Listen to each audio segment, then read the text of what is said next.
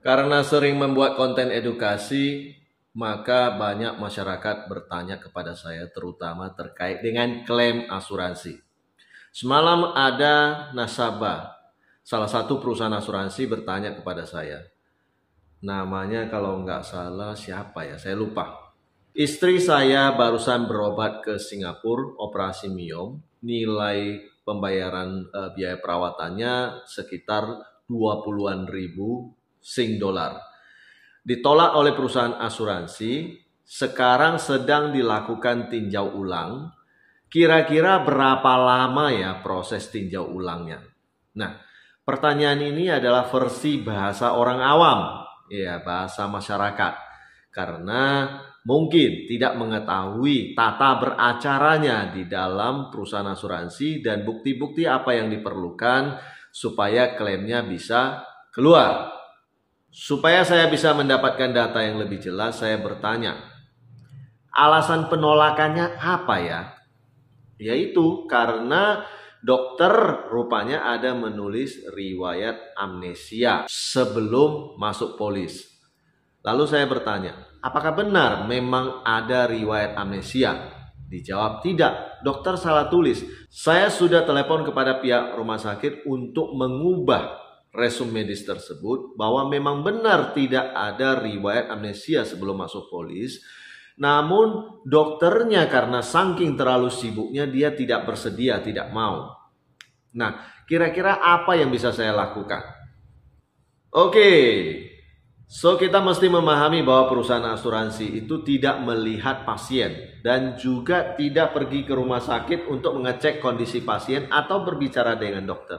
Perusahaan asuransi mengeluarkan klaim, menyetujui klaim itu dasarnya berdasarkan rekam medis, bukti-bukti data medis yang disubmit kepada perusahaan asuransi, termasuk formulir-formulir keterangan lainnya untuk dianalisa apakah sebuah klaim tersebut layak dibayar atau tidak.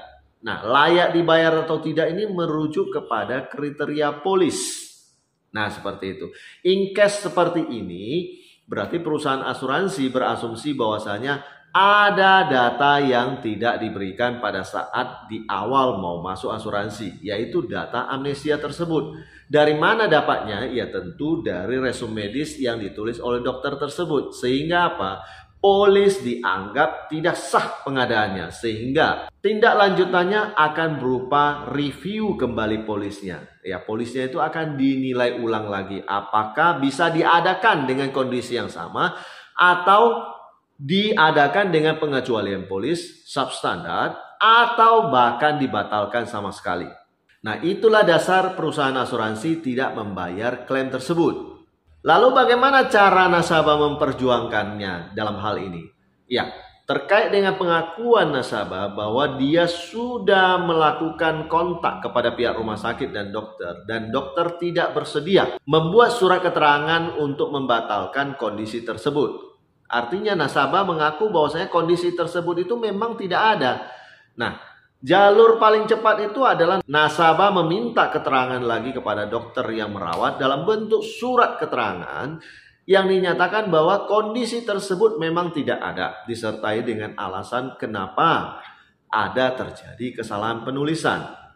Nah, jalur yang kedua, nasabah harus telepon kepada pihak customer service perusahaan tersebut dan menyampaikan bahwa telah dilakukan upaya pendekatan seperti itu, namun pihak rumah sakit menolak. Silakan perusahaan asuransi melakukan kontak langsung berupa pengecekan resum data medis dan mengecek kronologisnya secara detail, etiologinya, termasuk semua riwayat perawatannya untuk mengetahui dan mengecek sekali lagi benar nggak data tersebut. Karena nasabah mengaku data tersebut tidak benar.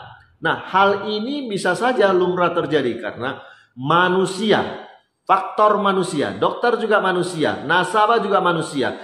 Faktor kesalahan administratif bisa saja terjadi. Dalam tanda kutip, ya itu faktor human error. Namun sekali lagi kita harus berbicara fakta. Bisa saja data tersebut benar. Jadi balik lagi kembali kepada acuannya adalah apa yang tertulis oleh dokter sesuai dengan kapasitasnya kemampuannya dan keahliannya yang dia yakini itu benar, maka itulah yang menjadi acuan bagi perusahaan asuransi. Itu.